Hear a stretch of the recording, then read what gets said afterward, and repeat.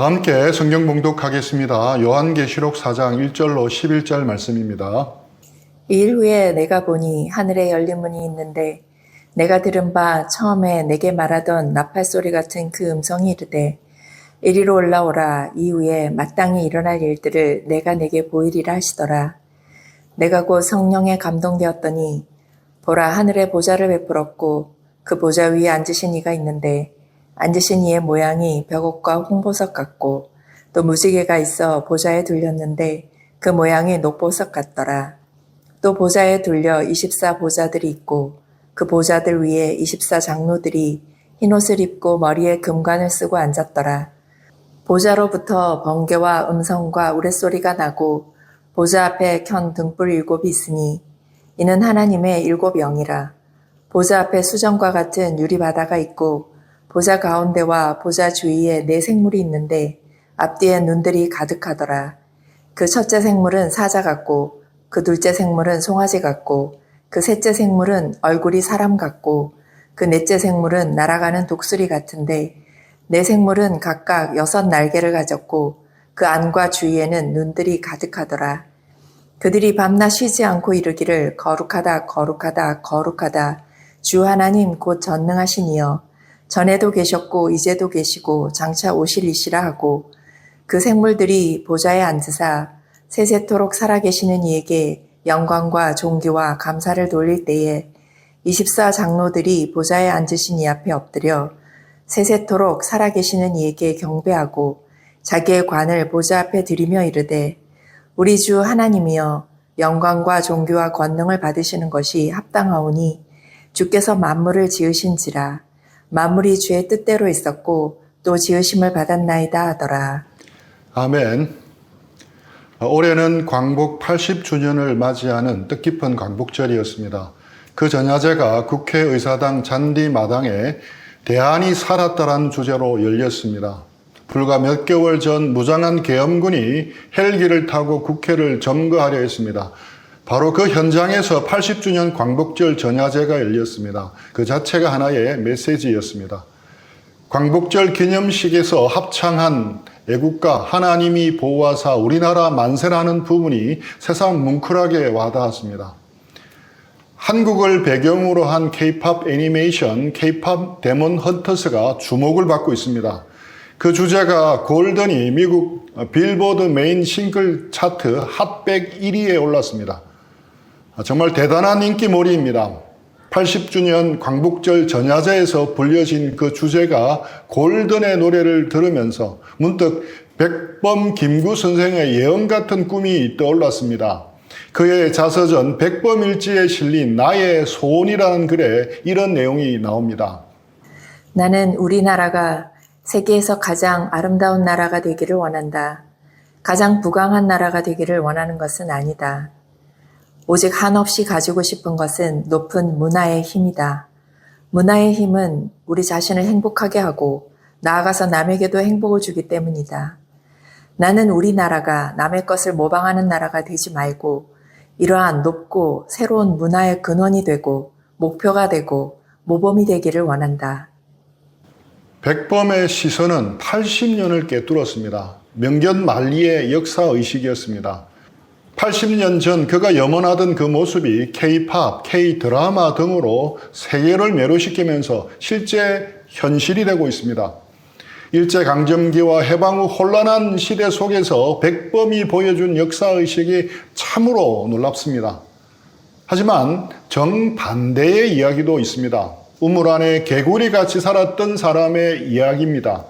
김영국 목사님의 청년아 때가 찼다라는 책에 나오는 이야기입니다. 1974년 필리핀의 한 작은 섬에서 오노다 히로라는 일본 군인이 발견되었습니다. 2차 세계대전 당시 22살의 젊은 장교였던 그는 필리핀의 루방섬에 파견되어 전쟁에 참여했습니다.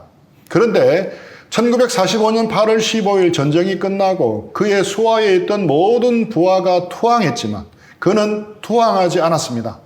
일본이 망했다는 것을 믿을 수 없었던 그는 깊은 정글로 숨어들었습니다. 다음 해인 1946년 투항한 부하들이 그를 찾아가서 전쟁이 끝났다고 이야기했지만 그는 미군의 속임수라며 믿지를 않았습니다. 1950년 이후에는 일본 각계각층에서 오노다를 돌아오게 하려고 여러 가지 방법을 동원했습니다. 구슬픈 목소리로 군가를 부르며 전쟁이 끝났다고 알리기도 했습니다. 또 그가 숨어있는 근처에 가서 전단을 뿌리고 신문을 갖다 놓으며 온갖 방법을 썼습니다. 하지만 그의 이름처럼 오노다라며 오노다 히로는 믿지를 않았습니다. 미군이 자기를 속이기 위해 이런 방법을 쓰는 것이라고 생각을 했습니다. 전쟁이 아직 끝난 것이 아니라고 굳게 믿었습니다. 그렇게 숨어 지내는 동안 그는 민간인과 필리핀 정찰대를 자그마치 30여 명이나 살해했습니다. 그러다가 1974년 드디어 그의 직속 상관이 그를 찾아갑니다. 그리고 그에게 투항 명령서를 건넸습니다. 그 투항 명령서를 받고서야 그는 29년 만에 루방섬에서 나왔습니다. 일본으로 돌아온 오노다 히로는 열광적인 환호를 받았습니다. 위대한 군인 정신을 드러낸 일본의 군국주의 영웅으로 추앙되었습니다. 소환될 당시 그는 소총 1점과 탄환 500발, 수류탄 6개 등의 무기를 당장이라도 사용할 수 있도록 잘 간수하고 있었습니다. 여러분은 어떻게 생각하십니까? 이 치열한 군인 정신과 애국하는 마음이 감동으로 다가옵니까? 아니면 그가 헛되이 보낸 세월이 한심하고 안타깝게 느껴집니까? 왜 이런 한심하고 안타까운 일이 벌어졌습니까? 왜 29년이란 긴 세월을 허비했겠습니까? 시대가 바뀌었는데도 그 변화를 몰랐기 때문입니다. 역사의식이 부재했기 때문입니다. 역사의식이 없으면 지금 내가 어디서 와서 어디로 가고 있는지를 모른 채 세상에 떠다니며 살게 됩니다. 이것이 얼마나 비극적인 결과를 초래하는지는 나중에 알게 됩니다. 오늘은 이 역사의식이라는 관점에서 오늘 본문을 바라보기를 원합니다. 2000년 전 소아시아 교회들도 마찬가지였습니다. 새로운 시대가 열렸다는 확신으로 시작했지만 계속되는 고난과 박해 속에서 풍전등화와 같은 신세가 되었습니다. 이제 갓 태어난 교회는 고난과 박해 속에서 무너져 내리는 것 같았습니다. 신앙을 지키는 것은 어리석고 미련한 일이 되어버렸습니다. 그런 그들에게 긴급 수혈이 필요했습니다. 공중급유가 절실했습니다. 바로 그때 절망의 한복판에서 사도 요한에게 하늘의 문이 열렸습니다. 그리고 나팔 소리 같은 음성이 들려옵니다. 1절입니다. 이일 후에 내가 보니 하늘에 열린 문이 있는데 내가 들은 바 처음에 내게 말하던 나팔 소리 같은 그 음성이 이르되 이리로 올라오라. 이후에 마땅히 일어날 일들을 내가 내게 보이리라 하시더라. 이리로 올라오라. 이것은 현실 도피의 초대가 아닙니다. 진짜 현실이 무엇인지 보라는 초대입니다. 땅의 상황이 힘들수록 우리는 눈을 들어 하늘을 바라보아야 합니다. 주님이 오늘 우리에게도 말씀하십니다. 이리로 올라오라. 내가 보는 것이 전부가 아니다. 내가 겪는 고통이 너의 모든 것을 결정하지 않는다. 이 모든 것을 다스리시는 분을 눈을 들어 보아라. 주님은 우리가 눈을 들어 보아야 할 두 가지를 보여주십니다. 2절입니다. 내가 곧 성령에 감동되었더니 보라 하늘에 보좌를 베풀었고 그 보좌 위에 앉으신 이가 있는데 첫째, 우리가 눈을 들어 보아야 할 것은 하늘의 보좌입니다. 세상의 보좌가 아닌 하늘의 보좌입니다. 요한이 성령에 감동되어 하늘의 문으로 올라갔을 때 가장 먼저 본 것은 하늘의 보좌였습니다. 4장에서만 보좌라는 단어가 무려 13번이나 등장합니다. 주님이 가장 강조하고 싶으셨던 것입니다. 당시 세상 사람들의 눈에 가장 높고 강력한 보좌는 로마 황제의 보좌였습니다. 그의 말 한마디에 생사가 갈렸고 세상은 그의 뜻대로 돌아가는 것 같았습니다. 그러나 주님은 말씀합니다. 진짜 보좌는 하늘에 있다. 요한이 본 하늘의 보좌는 이미 그곳에 있었습니다. 새롭게 만들어진 것이 아니었습니다. 하나님은 영원 전부터 그 보좌에서 온 우주와 역사를 다스리고 계셨습니다. 로마 황제의 권세도 그 보좌 아래에 있는 작은 점에 불과했습니다. 열왕기하 6장에는 엘리사와 그의 사환 이야기가 나옵니다. 아람 군대가 엘리사를 잡으려고 도단성을 겹겹이 포위했습니다. 열왕기하 6장 15절입니다. 하나님의 사람의 사환이 일찍이 일어나서 나가보니 군사와 말과 병거가 성읍을 에워쌌는지라. 그의 사환이 엘리사에게 말하되 아, 내 주여, 우리가 어찌하리이까 하니. 사환은 절규했습니다. 아, 내 주여, 우리가 어찌하리이까. 하지만 엘리사는 태연했습니다. 16절입니다. 대답하되 두려워하지 말라. 우리와 함께한 자가 그들과 함께한 자보다 많으니라 하고. 두려워하지 말라. 우리와 함께한 자가 그들과 함께한 자보다 많으니라. 무엇이 달랐습니까? 보는 것이 달랐습니다. 17절입니다. 기도하여 이르되 여호와여, 원하건대 그의 눈을 열어서 보게 하옵소서 하니 여호와께서 그 청년의 눈을 여심해 그가 보니 불말과 불병거가 산에 가득하여 엘리사를 둘렀더라. 기도를 통해 사환의 눈이 열리자 불말과 불병거가 눈에 들어왔습니다. 온 산에 가득한 하나님의 군대가 보였습니다. 그 순간 두려움은 사라졌습니다. 여러분의 삶을 둘러싼 아람 군대는 무엇입니까? 문제만 바라보면 절망할 수밖에 없습니다. 하지만 눈을 들어 하늘 보좌를 보십시오. 그 보좌에 앉아 계신 하나님을 보십시오. 다음 두 번째로 우리가 눈을 들어 바라보아야 할 것은 하늘의 예배입니다. 참된 예배의 모습입니다. 요한이 하늘 보좌를 보았을 때 그곳은 정적에 쌓여 있지 않았습니다. 그곳은 살아있는 역동적인 예배의 현장이었습니다. 하늘 보좌 주위에는 놀라운 존재들이 있었습니다. 네 생물과 24장로입니다. 그리고 그들이 하는 유일한 일은 밤낮 쉬지 않고 하나님을 예배하는 것이었습니다. 먼저 네 생물을 보십시오. 7절, 8절 상반절입니다. 그 첫째 생물은 사자 같고 그 둘째 생물은 송아지 같고 그 셋째 생물은 얼굴이 사람 같고 그 넷째 생물은 날아가는 독수리 같은데 네 생물은 각각 6 날개를 가졌고 그 안과 주위에는 눈들이 가득하더라. 이들의 모습은 요한계시록 전체에서 가장 기이하고 낯설게 느껴질 수 있습니다. 첫째 생물은 사자 같고 둘째는 송아지 같고 셋째는 사람 얼굴을 가졌고 넷째는 날아가는 독수리 같습니다. 각각 6개의 날개를 가졌고 그 안과 주위에는 눈들이 가득합니다. 이 이미지를 문자 그대로 그리려고 하면 아마 징그러운 괴물의 모습이 될 겁니다. 하지만 이것은 문자적 묘사가 아니라 상징적 묘사입니다. 그렇다면 이 네 생물은 구체적으로 무엇을 상징하겠습니까? 사자와 송아지, 사람과 독수리, 이들은 모든 피조 세계를 대표합니다.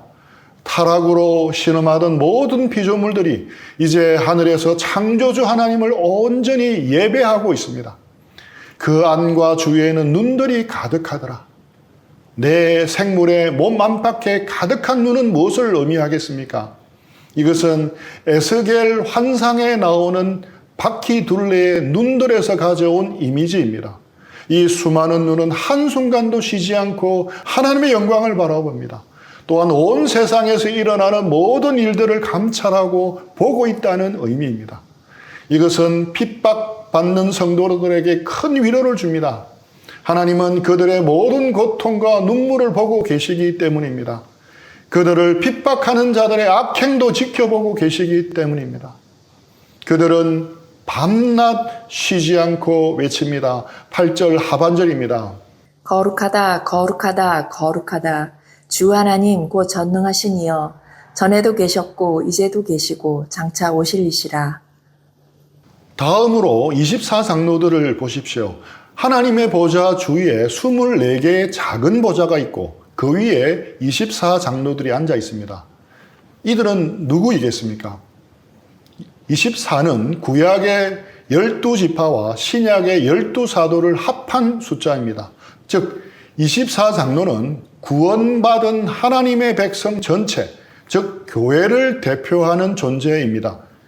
이들은 바로 우리의 영광스러운 미래의 모습입니다. 이 땅에서는 초라하고 평범하게 보일지 모르지만 하늘에서는 그리스도와 함께 다스리는 왕 같은 제사장들입니다. 이 영광스러운 존재들이 무엇을 합니까? 10절, 11절입니다. 24 장로들이 보좌에 앉으신 이 앞에 엎드려 세세토록 살아계시는 이에게 경배하고 자기의 관을 보좌 앞에 드리며 이르되 우리 주 하나님이여 영광과 존귀와 권능을 받으시는 것이 합당하오니 주께서 만물을 지으신지라 만물이 주의 뜻대로 있었고 또 지으심을 받았나이다 하더라. 이들도 내 생물과 함께 경배하고 예배를 드립니다. 장로들의 예배에서 우리는 예배에 대한 두 가지 본질을 배울 수 있습니다. 첫 번째 예배는 엎드림입니다. 그들은 보좌 앞에 엎드립니다. 자신의 보좌에 앉아있던 영광스러운 장로들이 기꺼이 그 자리에서 내려와 땅에 엎드립니다. 자신의 모든 권위와 영광을 하나님 앞에 내려놓는 완전한 항복의 표현입니다. 예배의 기본은 이처럼 내가 죽는 것입니다. 나의 교만과 자존심, 나의 계획과 의지를 하나님의 주권 앞에 온전히 내려놓을 때 비로소 참된 예배가 시작됩니다. 두 번째, 예배는 드림입니다. 그들은 자신의 머리에 쓰고 있는 면류관을 보좌 앞에 드립니다. 이 면류관은 그들이 믿음의 싸움에 승리해서 하나님께 상급으로 받은 것입니다. 평생을 바쳐 얻은 가장 귀한 영광을 다시 하나님께 돌려드리는 것입니다. 드림이 예배의 본질입니다. 예배는 나의 만족을 채우러 오는 자리가 아닙니다. 나의 가장 귀한 것을 하나님께 드리러 오는 자리입니다. 내가 가진 시간을 드리는 시간입니다. 내가 가진 재능을 드리는 시간입니다. 내가 가진 물질을 드리는 시간입니다. 그러면서 우리의 삶 전체를 기꺼이 드리는 것이 예배입니다. 이것이 바로 면류관을 드리는 예배입니다. 요한계시록을 보면 하나님의 나라에서는 온통 예배입니다. 우리는 왜 죄용서를 받고 구원받아야 한다고 생각합니까? 천국 가기 위해서라고 대답할 것입니다. 그렇다면 우리는 왜 천국에 가야 하겠습니까? 그저 좋은 곳이기 때문이겠습니까? 힘들게 직장 생활, 학교 생활 안 해도 되고 먹을 것, 입을 것, 잘 것 걱정 없고 모든 근심과 질병과 고통이 사라지기 때문이겠습니까? 물론 천국은 그렇게 좋은 곳이기도 합니다. 하지만 성경의 인물들은 그렇게 생각하지를 않았습니다. 시편 73장 25절입니다. 하늘에서는 주 외에 누가 내게 있으리요 땅에서는 주밖에 내가 사모할이 없나이다. 만일 천국에 가더라도 그곳에 하나님이 계시지 않는다면 그곳은 좋은 곳이 아닙니다. 천국에 가더라도 하나님과의 교제를 누릴 수 없다면 복음이 기쁜 소식은 아닙니다. 차라리 지옥이라 하더라도 하나님의 사랑을 누릴 수 있다면 그곳이 천국일 것입니다. 천국은 삼위 하나님과 영광스러운 교제를 나누는 곳입니다. 본래 삼위 하나님만 누리시던 영원한 기쁨과 만족이 모든 그리스도인들에게 개방되고 충만하게 흘러 넘치는 곳입니다. 그래서 조나단 에즈워즈는 이렇게 천국에 대해서 말씀합니다. 천국에는 영원한 삼위일체 하나님의 사랑의 샘이 개방되어 있어서 어떠한 장애도 없이 이 샘으로 나아갈 수 있습니다. 천국에는 사랑의 원천이 흘러넘쳐 사랑과 기쁨의 시내와 강을 이루어 모든 사람이 마시며 헤엄칠 수 있습니다. 그렇습니다. 사랑이 흘러넘쳐 사랑의 바다를 이룹니다. 그러므로 천국에서의 예배는 이 사랑의 하나님과 사랑의 교제를 누리는 것입니다. 앞에서 말씀드린 예배의 본질인 엎드림, 드림은 한마디로 하면 사랑의 교제입니다. 만약 여러분에게 세상 누구보다 사랑하고 흠모한 사람이 있다고 상상해 보십시오. 그를 위해서라면 무엇이든 할 수 있습니다. 그를 위해서라면 자신의 모든 것을 내려놓을 수 있습니다. 그를 위해서라면 모든 것을 드릴 수 있습니다. 드려도 아깝지 않습니다. 그런데 만약 상대편도 동일하게 나를 향해 똑같은 마음을 품고 있다고 가정해 봅시다. 그러면 평생 함께하는 정말 좋은 친구가 될 것입니다. 로맨틱한 연인이 되어 결혼까지 이룰 것입니다. 서로가 서로에게 엎드리고 드리지만 둘 모두는 정말 행복할 것입니다. 이것이 하늘에서 예배를 드리는 사람의 기본일 것입니다. 장로들이 부르는 찬양은 다음과 같은 고백이 있습니다. 11절입니다. 우리 주 하나님이여 영광과 존귀와 권능을 받으시는 것이 합당하오니 주께서 만물을 지으신지라 만물이 주의 뜻대로 있었고 또 지으심을 받았나이다 하더라. 하나님께서 모든 것을 직접 창조하셨습니다. 내 삶에 일어나는 모든 일이 하나님의 선하신 뜻 안에 있습니다. 이렇게 고백하며 찬양하고 있습니다. 이처럼 하늘의 예배는 우리의 시선을 창조주 하나님께로 향하게 합니다. 이것이 바로 흔들리는 세상 속에서 우리가 붙잡아야 할 변치 않는 진리입니다. 하늘이 무너져도 우리는 주일마다 예배를 드립니다. 성경 말씀을 절대적인 기준으로 삼고 믿음으로 살아내려고 애씁니다. 그렇게 살기 위해 예배하고 기도합니다. 이런 우리를 향해 세상은 어리석다고 생각할 것입니다. 세상 물정 모르는 바보라고 조롱할지도 모릅니다. 그러나 하늘의 관점에서 보면 다릅니다. 종말의 관점에서 보면 다릅니다. 하나님을 예배하는 것이야말로 가장 지혜로운 행위입니다. 23살의 젊은 나이에 복음을 위해 순교한 짐 엘리엇은 그의 일기에 이렇게 적었습니다. 영원한 것을 얻기 위해 영원하지 않는 것을 버리는 자는 결코 바보가 아니다. 우리는 바보가 아닙니다. 우리는 온 우주에서 가장 지혜로운 선택을 한 사람들입니다. 지금까지 우리는 요한과 함께 하늘의 문으로 올라가 영광스러운 하늘 보좌와 그곳에서 드려지는 완전한 예배의 모습을 보았습니다. 그렇다면 이제 우리는 무엇을 해야 하겠습니까? 이 장엄한 하늘의 광경이 오늘을 살아가는 우리의 삶과 무슨 상관이 있겠습니까? 이 모든 것은 단지 신비로운 환상의 이야기에 불과한 것이겠습니까? 절대 그렇지 않습니다.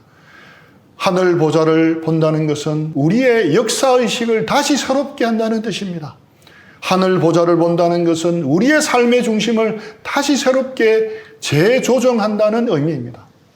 많은 그리스도인들이 별로 기쁨 없는 삶을 살고 있습니다. 많이 힘들어하면서도 기도는 별로 하지 않습니다. 꿈도 비전도 없습니다. 교회를 다닌다는 것 외에는 세상 사람들과 별반 다르지 않습니다. 왜 그렇겠습니까? 역사의식이 없기 때문입니다. 일본의 오노다 히로처럼 역사의식이 없기 때문입니다. 하나님이 역사 속에서 무슨 일을 하셨는지, 그리고 지금 무슨 일을 하고 계신지, 앞으로 어떤 일을 하실 건지를 모르기 때문입니다. 역사의 마지막이 어떻게 끝나는지도 모릅니다. 그렇기 때문에 오노다 히로처럼 정글에서 살아남기 위해 그저 치열하게 총기를 닥습니다. 식량을 구하고 최선을 다해 열심히 삽니다. 하지만 이 모든 것은 뻘짓일 뿐입니다. 의미 없는 일들을 반복하는 것뿐입니다. 종말을 안다면, 바뀐 시대를 안다면 아무런 의미가 없는 일들입니다. 이것이 오늘날의 우리의 모습일 수도 있습니다. 주님은 이런 우리에게 말씀하십니다. 이리로 올라오라. 땅의 문제에 매몰되어 신음하는 우리를 향해 고개를 들어 하늘을 보라고 말씀하시는 것입니다.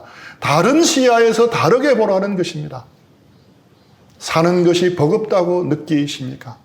열심히 해도 결과가 보이지 않습니까? 몸마저 힘들어졌습니까? 이 길이 맞나 하는 의구심마저 듭니까? 그런 우리에게 주님은 말씀하십니다. 이리로 올라오라.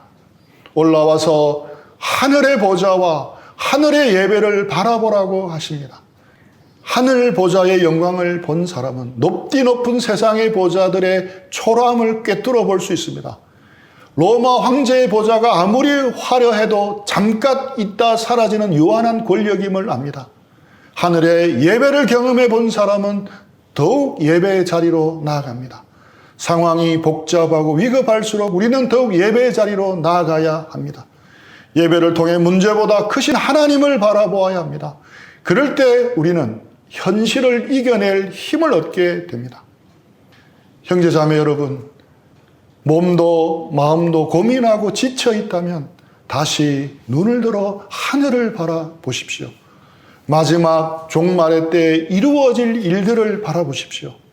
모든 것을 다스리시는 하늘의 보좌와 하늘의 예배를 바라보십시오. 그리고 그 시선으로 현재를 바라보고 오늘을 살아내십시오. 그것이 우리가 가져야 할 올바른 역사의식입니다. 하늘의 보좌를 바라보고 하늘의 예배를 바라봄으로 절망을 이기고 소망의 힘으로 살아가는 우리 모두가 되기를 축복합니다. 우리 들은 말씀 생각하면서 기도하고 적용하는 시간들 가지겠습니다.